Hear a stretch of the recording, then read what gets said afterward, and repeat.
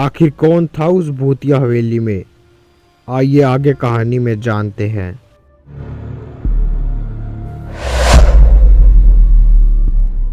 वे उस पुरानी हवेली को छोड़कर चले गए थे क्योंकि वे उस जगह पर नहीं रहना चाहते थे। उन्होंने उस पुरानी हवेली से कुछ दूर एक नई हवेली बनाई थी। उस जगह पर रहने वाले लोग यह बात जानते थे कि उस पुरानी हवेली में कुछ जरूर है जिसके कारण उन्हें वह छोड़नी पड़ी, मगर क्या है वह कोई भी नहीं जानता। यह बात भी लगभग 20 साल पुरानी होगी। उस परिवार के लोग त्योहार की तैयारी कर रहे थे। वे सभी उस पुरानी हवेली में ही रहते थे।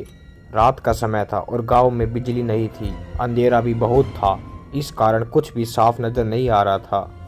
सभी लोग यही सोच रहे थे कि जल्द ही बिजली आ जाएगी, मगर बिजली नहीं आई। हवेली में रोशनी करने के लिए कुछ दीपक जलाए, मगर एक हवा का झोंका सभी को बंद कर गया था। यह कैसे हुआ? यह सब हवा को ही जिम्मेदार ठहरा रहे थे, मगर सच क्या कोई भी नहीं जानता था।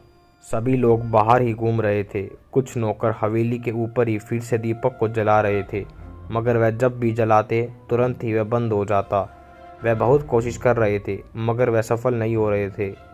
नीचे से आवाज़ आई कि वह क्या कर रहे हो, चारों ओर अंधेरा है और तुमसे एक भी दीपक नहीं जल रहा, क्या हो रहा है ऊपर?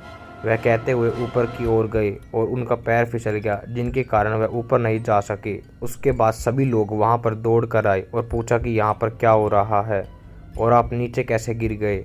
उन्होंने बताया कि मुझे ऐसा लगा कि किसी ने बहुत तेज़ी से आवाज़ लगाई और पीछे जैसे ही देखा गिर गया था, मगर कोई भी नहीं देखा। ऊपर वह दीपक को नहीं जला पा रहे हैं। उन्हें देखने ही गया था, तभी ऊपर से एक नौकर आया और बोला कि जब भी दीपक जलाए जाते हैं अचानक ही बंद हो जाते हैं।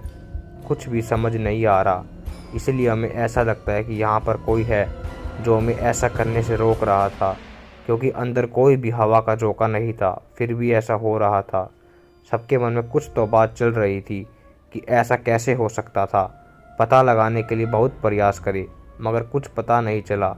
रात बीत गई थी और सुबह हो गई और उसी दिन से सब कुछ बदल गया था। कुछ चीज़ों की जगह अपने आप बदल चुकी थी। लोगों को कभी कभी यह भ्रम हो जाता कि वह चीज़ें वहाँ तो हमने नहीं रखी थी, मगर फिर भी वह लोग यही सोचते थे कि हो सकता है यहाँ पर पहले से रखी हुई हो। मगर एक दिन तो ऐसा हुआ जिसके बाद उन्हें वह जगह छोड़नी पड़ी। उन्होंने अपनी कार जिस जगह पर पार्क की थी वह कार उनकी उल्टी दिशा में खड़ी थी, जबकि किसी ने उस कार को हाथ नहीं लगाया था। यह घटना बहुत अजीब थी। सबसे पहले तो वह एक दूसरे पर शक करने लगे, क्योंकि ऐसा नहीं हो सकता था। मगर जब सब कुछ पता किया गया तो ऐसा करना मुश्किल था, क्योंकि चाबी तो बड़े भाई के पास रहती थी, जो कि लेकिन संभव नहीं था। इसलिए उन्हें लगा कि कुछ तो है जो हम पता नहीं चल पा रहा। उसके बाद रात के समय अचानक ही कमरों की बिजली अपने आप ही बंद हो रही थी और अपने आप ही चालू हो रही थी। एक कमरे में कोई बोल रहा था, मगर उसकी भाषा किसी को समझ नहीं आ रही थी। जब सभी लोग उस कमरे में आए तो कोई भी नहीं था, मगर आवाज़ किसकी थी यह कोई भी नहीं जानता था। कौन हो सकता है, कोई भी नहीं जानता था। वह कमरा चारों ओर से बंद था। उसमें एक दरवाज़ा था जिसे बाहर और अंदर जाया जा सकता था। वह रात का समय था। सभी के मन में अनेक बातें चल रही थी।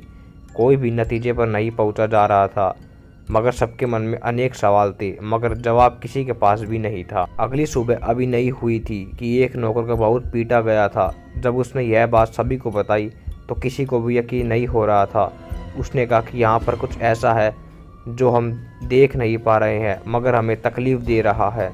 अब मैं यहाँ पर कोई भी काम नहीं कर सकता हूँ, मैं यहाँ से जा रहा हूँ। अगर आप अच्छा चाहते हो तो आप भी यहाँ से चले जाओ।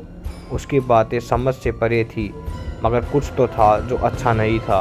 उस दिन के बाद वह लोग भी उस जगह से चले गए, क्योंकि वहाँ पर कुछ भी हो सकता था, इसलिए कोई भी उस जगह पर रहना नहीं चाहता था।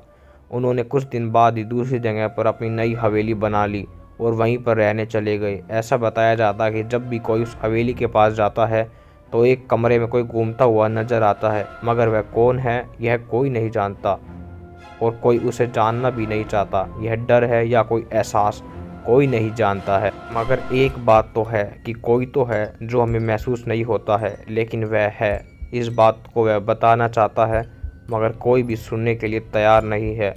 कुछ दिनों बाद उनके लड़के शहर से वापस आते हैं, जो कि अपनी पढ़ाई के लिए बाहर ही रहते थे। उन्हें इस बारे में कुछ भी नहीं पता था।